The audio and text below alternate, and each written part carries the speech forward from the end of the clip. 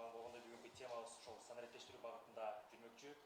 Алгач ошо биз сиздер менен биздерди жолуктурган ошол кабар улуттук маалыматтык агенттигине ыраазычылыгыбызды билдиребиз. Бүгүн жалпыңыздарга маалым болгондой эле Инфоком мамлекеттик ишканасы, анан Түндүк мамлекеттик мекемесинин бул санариптик өнүктүрүү министрлигинин карамагында иш алып барат. Мына бүгүн Инфоком мамлекеттик ишканасынын директору Керенбаева Аселя Тандилбековна жана Түндүк мамлекеттик мекемесинин директору Аманатов Чыңгыз Камчыбекович келишти. Ошол өздөрүнүн багыты боюнча сиздерге кеңири маалымат берип, сиздердин үйрөнүүңүздөрдү кызыккан суроолорго жооп берет. Доброе утро, уважаемые коллеги. Как всем известно, Инфоком и Түндүк, госпредприятие Инфоком и госучреждение Түндүк, они функционируют при Министерстве цифрового развития Кыргызской Республики. Сегодня мы расскажем про цифровизацию, какие цифровые новшества, какие работа проделана по развитию внедрения цифровых решений. И сегодня на пресс-конференции принимает участие Аманатов Чыңгыз Камчыбекович, директор государственного учреждения Түндүк при Министерстве цифрового развития Кыргызской Республики, и Керенбаева Аселя Тандилбековна, она директор государственного предприятия Инфоком при МЦ. Тогда Чыңгыз Камчыбекович немного расскажет по деятельности Түндүк, по своей работе, и потом уже, думаю, можно перейти на вопрос-ответ. Здравствуйте, уважаемые коллеги.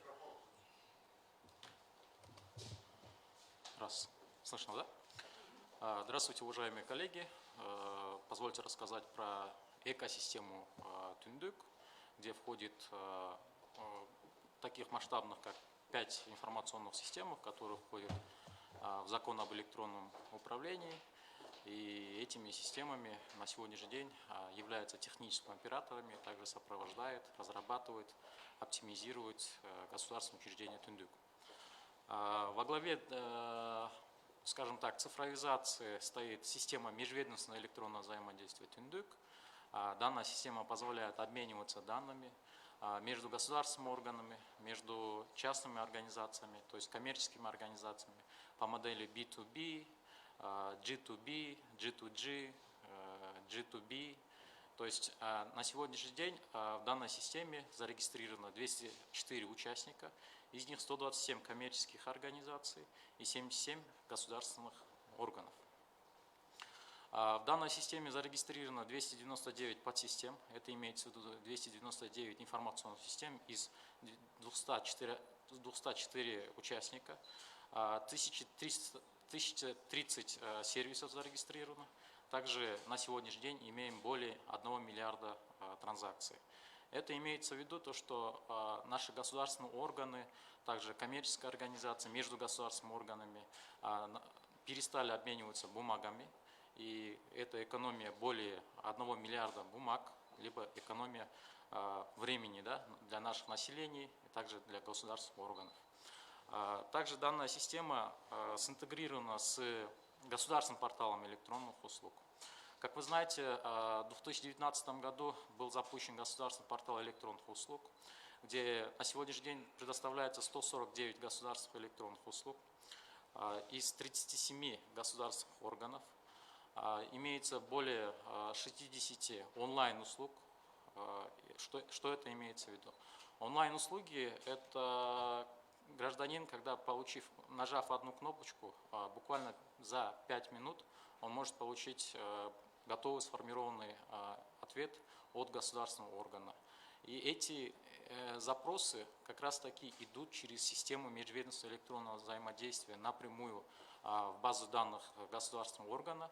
Соответственно, государственный орган отвечает гражданину через государственный портал электронных услуг, а государственный портал электронных услуг обеспечивает ему юридическую значимую справку в электронном формате, подписанную электронной подписью, имеющийся QR-код и все остальные реквизиты, время и даты, и, соответственно, сам результат государственного органа. Соответственно, этот результат государственного органа гражданин может распечатать и предоставить, либо в электронном формате предоставить требуемому организации. Также в прошлом году в пилотном режиме совместно с Департаментом регистрации населения был запущен онлайн такой проактивная услуга, можно сказать. Эта услуга является заказ свидетельства о рождении ребенка. То есть, будучи родители, могут заказать свидетельство о рождении ребенка в онлайн-режиме, заполнив соответствующие данные, отправив заявку. Соответственно, есть дополнительная функция заказать корочку свидетельства о рождении на дом. Соответственно, заказав по готовности свидетельство о рождении ребенка, через почтальона привозят на дом родителя. То есть такие же услуги мы на сегодняшний день разрабатываем, и государственный портал электронных услуг дополняется с каждым разом новыми услугами. Стараемся разрабатывать именно онлайн-услуги, где гражданин может получить моментально и также удобно. И все эти услуги, получившиеся услуги, приходят в личный кабинет государственного портала электронных услуг. Следующая система – это единая система идентификации. Она тоже работает совместно с государственным порталом электронных услуг. Единая система идентификации выполняет функцию идентификации наших граждан. Как это происходит? Идентификацию мы можем пройти на сегодняшний день через облачные электронные подписи. Облачная электронная подпись выдается совершенно бесплатно, отвечаю бесплатно, в центрах обслуживания населения. Также на сегодняшний день ведутся работы по расширению выдачи делегированных лиц, где могут выдавать облачные электронные подписи также бесплатно. Соответственно, гражданин, получив облачную электронную подпись, буквально за 5 минут, получив логины и пароли свои от облачной электронной подписи, дальше может санкционированно, официально заходить в государственную информационную систему. Единая система идентификации интегрирована не только с государственным порталом электронных услуг, а и с другими информационными системами. Это более 30 информационных систем. Наиболее популярных информационных систем – это государственный портал электронных услуг, это кабинет избирателя, это кабинет налогоплательщика. То есть гражданину позволяется и дается такое удобство, что одним логином, паролем, электронной подписью, да, гражданин может зайти в налоговую бесшовно, и кабинет налогоплательщика, чтобы сдать налоговую отчетность, и в государственный портал электронных услуг, чтобы получить государственные услуги. По интеграции к данной системе, единой системе идентификации, соответственно, продолжается. У нас в планах также интегрировать с частными бизнесами, это, то есть банки. Соответственно, с одним логином, паролем гражданин может заходить, может быть, в банковские личные кабинеты и государственные кабинеты информационных систем. Вход очень прост, нужен только облачная электронная подпись. Также государственная система электронных сообщений. Государственная система электронных сообщений интегрирована с государственным порталом электронных услуг. Гражданин идентифицируется через единую систему идентификации, зайдя в государственный портал электронных услуг, он может воспользоваться данной системой. Это ГСС, да, государственная система электронных сообщений.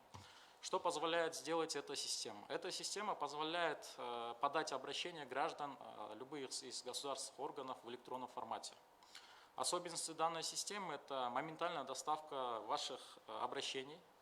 Это либо будто это будет жалоба, заявление, либо предложение. Моментальная доставка государственному органу совершенно бесплатно. Доставляется данное письмо в электронном формате в систему электронного документооборота, которым пользуются наши практически все государственные органы.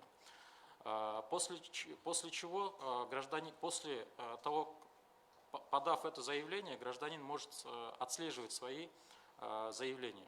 То есть гражданину не нужно звонить, спрашивать у государственного органа по телефону, да, как раньше было, когда это письмо ответит, на исполнение или нет, кто исполнитель и так далее.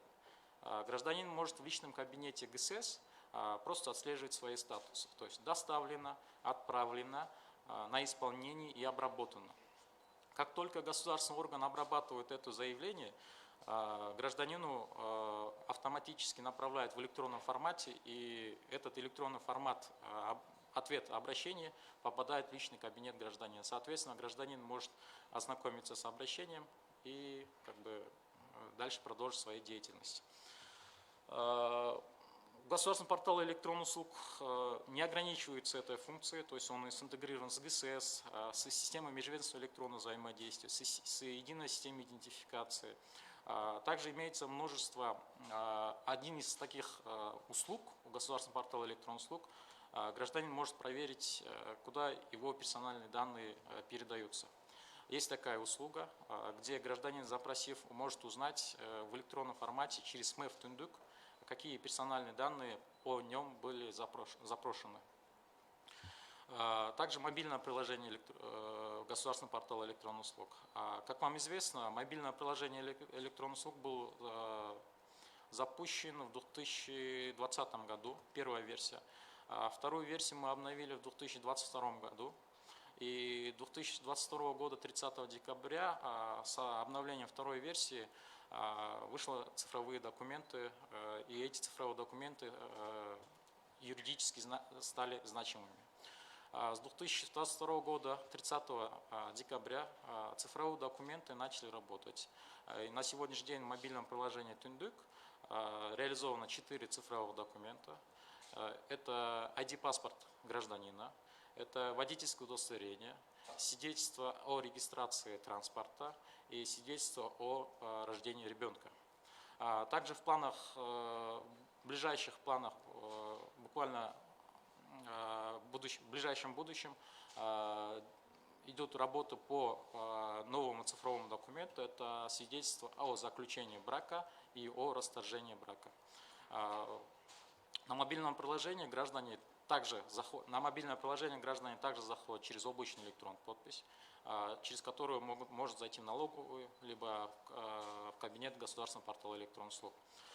Вводя свои данные, граждане идентифицируются, соответственно, мобильное приложение распознает этого гражданина, и данному гражданину предоставляется возможность запрашивать услуги в онлайн-режиме только за себя, что отвечает за все безопасности по персональным данным. Эти данные выдаются только за него, он не может запросить за других граждан и так далее. Также в мобильном приложении имеется более 60 государственных услуг в онлайн-формате, где гражданин может получить моментально. Имеется функция отправки обращений. Недавно запустили цифровой профиль гражданина в личном кабинете. Что такое цифровой профиль гражданина?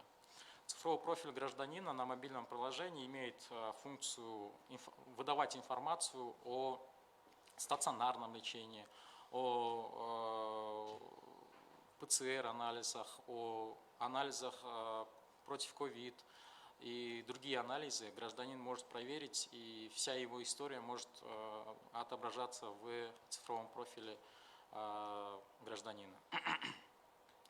Также на мобильном приложении для граждан уведомляет о штрафах по безопасному году, по выписанным штрафах вручную инспекторами ГАИ, также по судебному задолженности. То есть гражданин, зайдя в мобильное приложение, автоматически мобильное приложение уведомляет его о имении задолженности либо не имении задолженности по судебным департаментам и по штрафам безопасного города и ручного штрафа. С суммой, конечно, и с пеней. Соответственно, гражданину заведомо уведомляем о том, что у него имеются штрафы, и при выезде в другие зарубежные страны он может проверить, оплатить заранее все, подготовить свои документы. Соответственно, это очень удобно. В ближайшем будущем внедрим на мобильное приложение оплату. Соответственно, гражданину тоже станет доступно оплатить эти штрафы. Также оплату будем расширять буквально со всеми банками, на сегодняшний день работаем, и оплата будет практически доступна со всеми банками. Также мобильное приложение имеет множество функций, где граждане могут зайти и воспользоваться. У меня все. Да. Да.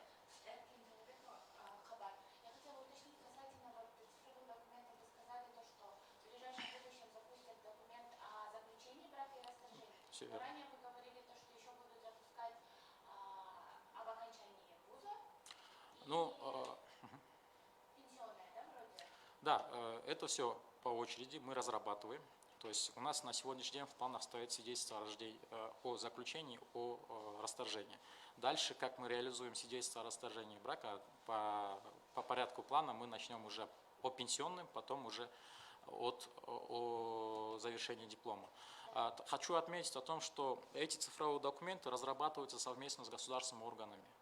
То есть базы данных, Түндүк не хранит базы данных. Түндүк, он дает возможность обмена и дает возможность дает платформы, где наши граждане могут использовать. То есть эта система децентрализованная. То есть в одном месте данные не хранятся. И, соответственно, когда разрабатываете эти цифровые документы, это все работается совместно с государственными органами. И готовность самого государственного органа, это тоже очень много значит. Можно вопрос касательно ОЭФ? Получается, ранее вы говорили то, что чтобы получить ОЭФ, надо непосредственно пойти в ЦОН, подать заявление, и чтобы потом уже официально получить. Но проблема такая, то, что многие люди сталкиваются с тем, что там огромная очередь. Ранее вы говорили то, что будет какое-то непосредственно приложение, в котором можно будет онлайн это сделать, встать в очередь и прийти уже потом непосредственно, когда твоя очередь подойдет. Но по факту в ЦОНах ужасная очередь, и многие люди просто от того, то, что я сама столкнулась с тем, то, что очень долго ждать, и у тебя нет столько времени, чтобы стоять там, думаешь, ладно, даже если что-то будет. Хотя это очень удобно, это все прекрасно понимают. Может, какое-то предприятие отдельное, которое будет заниматься именно этим, либо еще что-то. Добрый день, уважаемые представители средств массовой информации. На ваш вопрос, так как мы являемся техническим оператором инфраструктуры...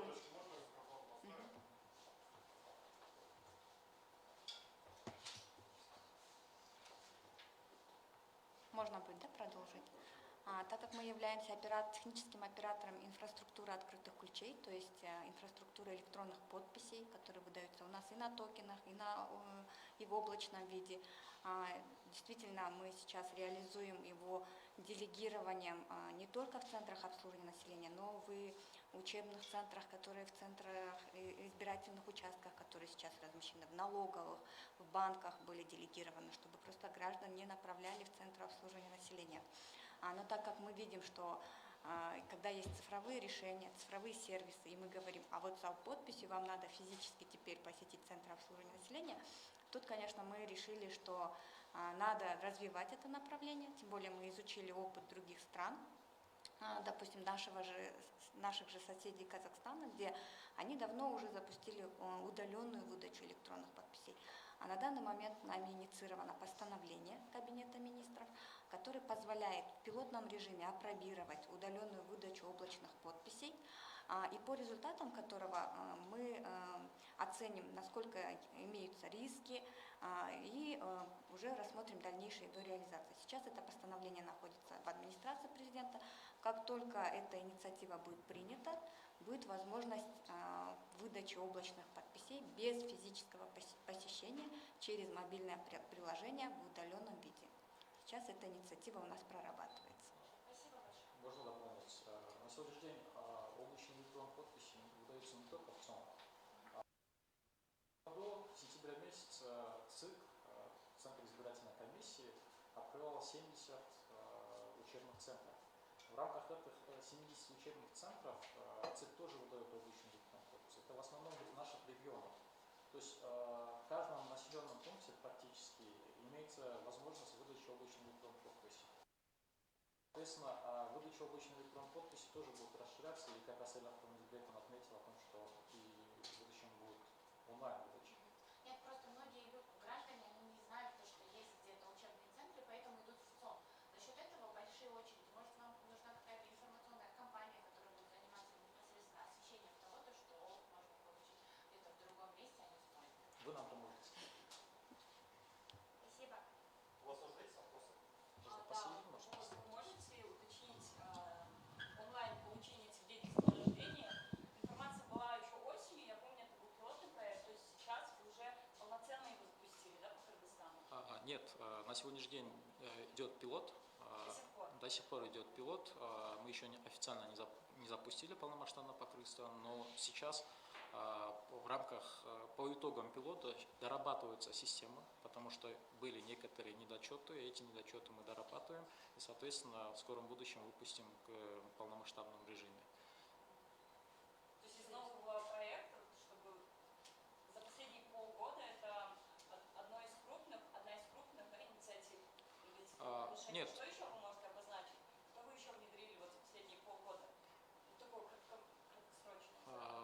Вы имеете услугу? Да. За последние полгода мы внедрили свидетельство о рождении ребенка, цифровой документ. Это за последние полгода мы внедрили новый на мобильном. Мы сейчас делаем большой акцент на мобильное приложение. Почему? Потому что мы увидели, государство увидело о максимальном пользовании мобильным приложением. Если мы сравним веб-приложение, государственный портал электронный и мобильное приложение, то в мобильном приложении пользователей очень много. Например, если идти по цифрам, то у мобильного приложения буквально 7 месяцев назад было 50 тысяч пользователей, грубо говоря. Сейчас 400 тысяч пользователей, активных пользователей мобильным приложением пользуются. И мы начали очень активно развивать мобильное приложение и начали внедрять туда не то что проактивные, а услуги, которые будут уведомлять граждан. Это вот как раз таки штрафы. Сейчас у нас стоит проблема о том, что штраф, гражданин не знает своих штрафов, и он как-то где-то попадает. Увидев эту проблему, мы решили тем, что когда гражданин сразу заходит на мобильное приложение, ему на главной странице сразу все показывается. И сумма показывается, и время, когда, что, и по линии чего он нарушил. Даже когда алиментчики, информация о судебной задолженности, алиментчиков показываем. Проблема в том, что граждане некоторые, они сами не хотят проверять и забывают, может быть, какие-то есть факторы. Но при этом мы на мобильном приложении сразу его уведомляем. Прям большими буквами: у вас задолженность 1000 сомов за такие-то, такие-то. Пожалуйста, оплатите. Соответственно, гражданин он начинает реагировать. И сейчас делаем на такие акценты. Вот за это время мы активно развиваем мобильное приложение и внедрили услуги по уведомлению наших граждан. О штрафах, да. И сейчас буквально скоро, мы сейчас запустим оплату. Соответственно, эти штрафы можно будет оплатить, и дальше уже другие платные государственные услуги. Также хочу отметить о том, что справку несудимости можно получить в онлайн-режиме в личном кабинете. То есть, не идя в государственный орган, вы можете подать, потом по итогу завершения этого готовности справки, справка приходит в ваш личный кабинет. Вы можете распечатать, отдать работодателю. То есть это работает на сегодняшний день, нужно просто пользоваться. И очень сильно в последнее время тоже начали очень сильно использовать услуги кадастр и услуги МВД. То есть мы видим оплату, за что, как оплачивают, и эти услуги тоже очень активно начали использовать. То есть вы можете и в кадастре не ходить, выписку от имущества получить. Вы можете в онлайн-режиме, как обычную услугу, заплатить, в онлайн-режиме в своем личном кабинете получить эту выписку кадастра. Это очень много времени экономит гражданину. То есть на сегодняшний день мы постепенно начинаем, и динамика роста использования этих цифровых технологий очень радует. Представьте, за 7 месяцев, уже 7-й месяц идет, за 7 месяцев 350 тысяч пользователей.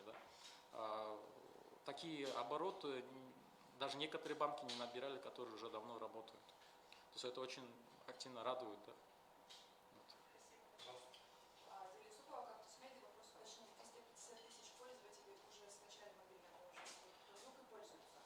Все верно, да. 350 тысяч пользователей, уже 400 тысяч пользователей скачали мобильное приложение и пользуются активно. Вопрос такой у меня касается какова роль госпредприятий по поводу создания системы продукта и прочего. Первое. И вопрос Чингизу. Что делать, если госорганы и коммерческие организации отказываются информации про документы? У нас поступало несколько жалоб, отреагировал Нацбанк, это было в банках проблемы, несколько госорганов подать. Я, наверное, отвечу. Да, Давайте я сельского стандарта ответить. На ваш вопрос по роли предприятий МФО в межведомственном взаимодействии, так плавно перешли к нашей, наверное, деятельности. На сегодняшний день 2014 года наше предприятие начало позиционировать себя и именно работать над реализацией. Так, нормально? Над реализации полномасштабно государственных проектов, если Чингис Камчебекович говорит, что они не хранят данные, да, то мы наоборот храним эти данные. Так как наши заказчики это государственные органы, соответственно, чтобы обмениваться данными, нужны сами данные, где они у нас создаются. Вот, с 2014 года у нас был создан единый государственный реестр, то есть это все данные о населении. Это сегодня каждый сталкивается при регистрации адреса, рождении ребенка, когда получают паспорта. То есть вся эта деятельность полностью формируется у нас в базах данных, и она вся автоматизирована. И когда вся эта деятельность была автоматизирована и полностью был переход с бумажного процесса работы на автоматизированный процесс работы, конечно, это повлекло за собой и проведение выборного процесса с применением IT-технологий, которые показали результаты в 2015 году. И сейчас вы видите, какие они у нас такие продвинутые, да, потому что они все используются с использованием информационных систем. Это повлекло за собой внедрение биометрических технологий, это отпечатки пальцев. Это, конечно, за собой потом повлекло, сподвигло все государственные органы переходить на автоматизацию процессов, поскольку это показало свой эффект, показало, что это абсолютно минимизирует коррупционные проявления, поскольку если до этого весь этот бумажный процесс позволял подделывать какие-либо сведения, да, документы подделывать, то сейчас это исключено полностью, потому что этот весь процесс полностью автоматизирован. Все государственные служащие используют электронно-цифровые подписи, не ручки. Если вы видели, никто в центрах обслуживания населения не заполняет бумаги. За это работу все ведут операторы. То есть еще учитывая цифровые навыки наших граждан, то это все делают наши операторы бесплатно. И, конечно, вот проведение этих выборных кампаний. Дальнейшее это внедрение биометрических паспортов с использованием чипов, с использованием отпечатков пальцев, с использованием электронно-цифровых подписей, да, у нас повлекло за собой. Когда мы в идентификационных картах спрятали семейное положение, адрес регистрации, поскольку это часто меняющиеся данные, и гражданам приходилось менять паспорта при изменении этих сведений, то эти данные все были у нас записаны в чип, и до сих пор они у нас перезаписываются на сегодняшний день. Все госорганы начали искать эти данные. А где эти данные? Как нам их получить? Потому что не было считывающих устройств. Конечно, мы внедрили высокотехнологичный документ, который был также, мы использовали, изучали опыт других продвинутых стран. Это был защищенный биометрический паспорт. И мы начали работать с госорганами. То есть это сподвигло к тому, что госорганы начали требовать данные в электронном виде. То есть это началось электронное взаимодействие государственных органов, потому что граждане не могли им эти данные предоставить.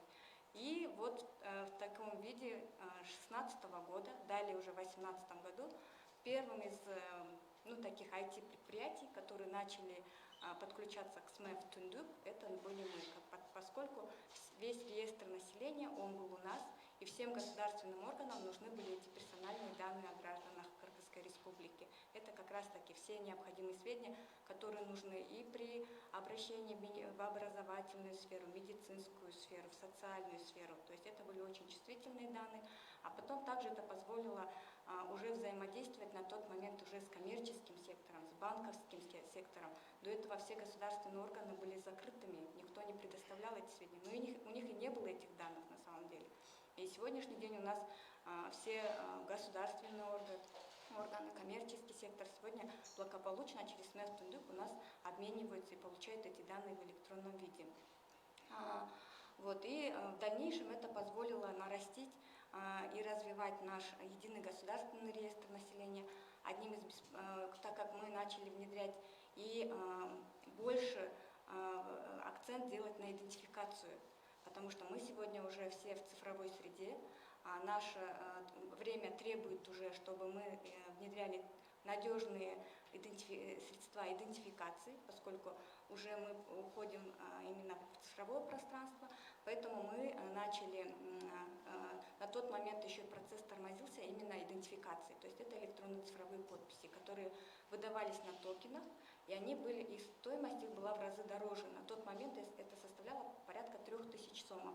И было принято решение о закупке инфраструктуры облачных электронных подписей. С 2019 года мы начали внедрять выдачу облачных подписей, и на сегодняшний день они выдаются бесплатно. Сегодня у нас уже выдано 330 тысяч электронных подписей физическим лицам, гражданам, то есть это уже получатели, пользователи электронных услуг и сервисов. Чем больше сейчас у нас появляется электронных сервисов, тем больше получателей электронных подписей. Конечно, у нас на сегодняшний день предприятием реализовано в 2014 году больше 100 проектов. Это наши партнеры, это все государственные органы, которые являются заказчиками. Но на сегодняшний день активными являются это 85 проектов. В прошлом году мы запустили совместно с Минобразованием это электронная запись в школу, в садике. Правда, это было очень проблематично, но зато в этом году это все работало стабильно. И родители были уже подготовленными и знали, как работает эта платформа, поскольку она полностью автоматизирована, и все сведения о родителях, об учащихся, по школе, все эти сведения, они проверяются автоматически. И зачисление идет тоже автоматически, без физического вмешательства директоров этих школ. То есть это также позволило этот процесс провести прозрачно, надежно, поскольку это сегодня работает по всей республике, и даже за рубежом, находясь родители, могут спокойно со своего мобильного приложения записать своего ребенка в школу либо в садик. Также одним из важных проектов является эта система электронного документооборота. То есть у нас не только автоматизация процессов регистрации населения именно для граждан, да, но и мы участвуем также в автоматизации электронного правительства. Это система электронного документооборота, где мы весь процесс делопроизводства государственных служащих полностью автоматизировали. И сегодня около 8000 организаций, где 1125 государственных органов полностью работает в системе электронного документооборота. Это включая АИЛУК, МЭТУ, мэрии, представительства, все госорганы и даже коммерческие организации, они у нас работают в системе электронного документооборота. Это 125 тысяч пользователей, которые ежедневно используют наш продукт. Также мы для того, чтобы у нас система электронного документооборота, конечно, работала, мы создали и автоматизировали процесс кадровой работы для государственных органов, потому что не у всех государственных органов были возможности себе автоматизировать этот процесс. Но сегодня они используют единую кадровую систему. Это вот такие основные платформы. Также у нас по населению мы автоматизировали процесс регистрации транспортных средств, получения водительского удостоверения, тестирования курсантов. То есть этот процесс тоже полностью был автоматизирован, поскольку до этого этот процесс тоже был с коррупционными элементами, да, когда курсанты могли не обучаться, получить права, то этот процесс сейчас полностью контролируется, поскольку там отслеживается срок обучения этих курсантов, потом сам процесс тестирования, результаты и получение уже водительского удостоверения. Регистрация транспорта позволила, то есть весь этот процесс, который мы привели в порядок, все эти данные приводили в порядок, позволили в 2019 году запустить проект «Безопасный город». То есть без этих данных проект «Безопасный город» просто не мог работать, потому что все данные формируются именно со сведения по транспортным средствам, по водительским составам, персональные данные формируются с единого реестра населения. Так что этот проект, он тоже один из наших важных таких проектов, наших гордостей, которая вот на сегодняшний день функционирует. Также мы в этом году запустили проект «Микен-карта». Он был у нас запущен буквально вот в марте месяце. У нас уже есть получатели. То есть весь процесс тоже вплоть до загранучреждения, где наши граждане могут подать свои заявления. Эти заявления в электронном виде падают уполномоченным органам уже на нашей территории. Они рассматривают это тоже полностью электронно. Даже вплоть до оплаты они могут оплатить своими карточками Visa карт, MasterCard. То есть весь комплекс работы он был автоматизирован. Вот. И еще одним из, вот, как я уже отметила, у нас стоит задача по удаленной выдаче электронных подписей, так как мы понимаем, что это тоже сервис, он нужен для того, чтобы граждан минимизировать физическое посещение центров обслуживания населения. В этом плане у нас тоже работают электронные очереди, где мы приучаем наших граждан планировать свое время посещения в центры обслуживания населения, где они заблаговременно могут забронировать себе электронные очереди и в удобное время посетить уже центр обслуживания населения.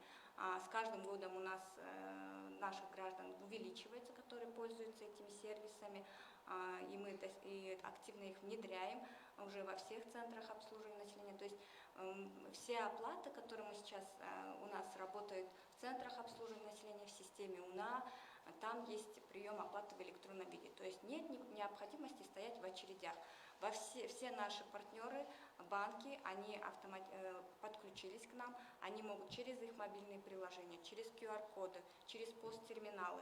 То есть в этом году мы еще запустили интернет-эквайринг, так как у нас была проблема, когда наши услуги Кыргызской республики наши граждане за рубежом не могли оплатить. Это была очень большая проблема. И в этом году мы запустили интернет-эквайринг, и наши граждане сейчас со своими карточками могут оплатить за государственные наши услуги в электронном виде. То есть полный комплекс вот этих вот работ мы обеспечиваем на сегодняшний день. Это вот кратко. Меня еще отвечает 2 секунды, Азамат, по поводу, ой, честно, прошу прощения, по поводу, если не принимают госорганы цифровой документ, Что делать? да, куда обращаться? Да, на сегодняшний день имеет место быть такой проблемой. Почему? Потому что цифровые документы, как вы знаете, относительно запустились недавно и юридическую значимость тоже дали недавно.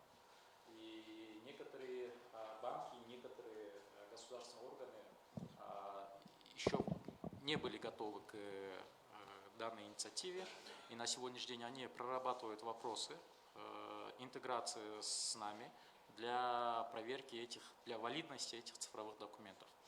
На вопрос, что делать, есть постановление целое правительства Кыргызской республики, где говорится о том, что эти цифровые документы юридически значимыми. Нужно обращаться к руководству государственного органа, и они обязаны принять эти цифровые документы. На сегодняшний день я скажу, что около 30 коммерческих организаций, в том числе и микрокредитные организации, подключились к цифровым документам. Что означает подключение к цифровым документам? Они получают определенные доступы, где гражданин, придя в банк, предоставляет ему свой персональный идентификационный номер и временный пароль. Соответственно, банк вбивает в свою систему этот персональный номер и временный пароль, и через МЭФ Түндүк мобильное приложение предоставляет копию цифровых документов банку, запрашиваемому органу. Соответственно, этот временный пароль, он работает на время, да? Это 3 минуты, 3 секунды, предоставляет защиту. Также имеется QR-код, где через этот QR-код инспекторы ГАИ могут отсканировать эти цифровые документы для валидности, для составления протокола. Инспекторы ГАИ, МВД практически все принимают. Остались только некоторые государственные органы и микрокредитные организации. Все крупные банки уже принимают и работают. Когда есть еще проблемы, то что человеческий фактор. Возможно, новый сотрудник банка, который не знает, которого еще не обучили, и, соответственно, бывают такие нюансы. Но гражданину нужно обращать к руководителю, может, отдела или так далее. Но они обязаны. Нам тоже обращаются, мы максимально помогаем гражданам, звоним и обращаемся к государственным органам, чтобы они принимали. Надеюсь, и в ближайшем будущем, до конца года, уже практически все начнут принимать цифровые документы. Также также поделюсь своим инсайдерской информацией.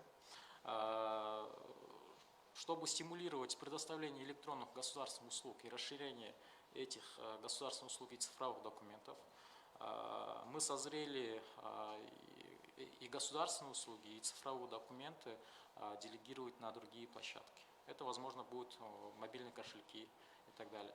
Мы сейчас этот вопрос отрабатываем, и тоже в ближайшем будущем мы анонсируем. И, соответственно, гражданину будут доступны эти цифровые документы не только в мобильном приложении Түндүк, а в других мобильных кошельках.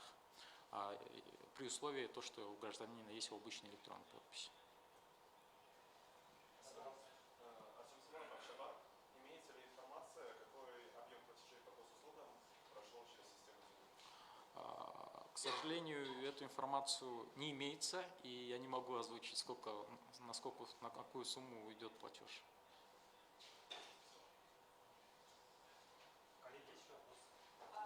Такой вопрос. Вот смотрите, все это здорово, классно у нас унифицировано. В принципе, все в одном приложении собрано, но вот все равно есть вот отдельно вот это, отдельно вот это. Можно ли вообще все в одну собрать уже? Все. Я, конечно, понимаю, что это большое громоздкое приложение будет, но тем не менее. Чтобы не скачивать 3-4, да, вот отдельно по регистрации того, отдельно по регистрации того, а вот унифицировать. Смотрите, все понятие растяжимое. Прям все, как бы... Вот документы, оплата, регистрация садиков, регистрация в школу, да, вот все это можно в одну кучу собрать? В одну кучу собрать услуги, имеется в виду, в одну кучу. В электронные услуги в одну кучу можно собрать, мы это делаем. В одну кучу что мы имеем в виду? У нас есть государственный портал электронных услуг, где законом определено о том, что гражданин электронные услуги может получить в одной точке. Но и не запрещается государственному органу тоже как бы иметь свой сайт и выдавать какие-то услуги. Да. И в одно как бы приложение, в одно портал мы сейчас стараемся все собирать необходимые жизненные важные справки. Соответственно, портал она развивается. Это как организм человека. Он будет расти, много лет будет расти, много лет будет модернизироваться. Если мы рассмотрим опыт других стран, у них очень колоссально большой опыт, как портал развивался. У нас портал запустился в 2019 году. И, соответственно, он будет расти и дальше добавляться. Это мы делаем на сегодняшний день.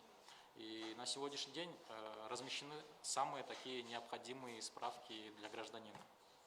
Жизненно важные. Еще вопрос, коллеги? Тогда на этой ноте завершим нашу конференцию. Я выражаю всем благодарность. Спасибо. Спасибо большое.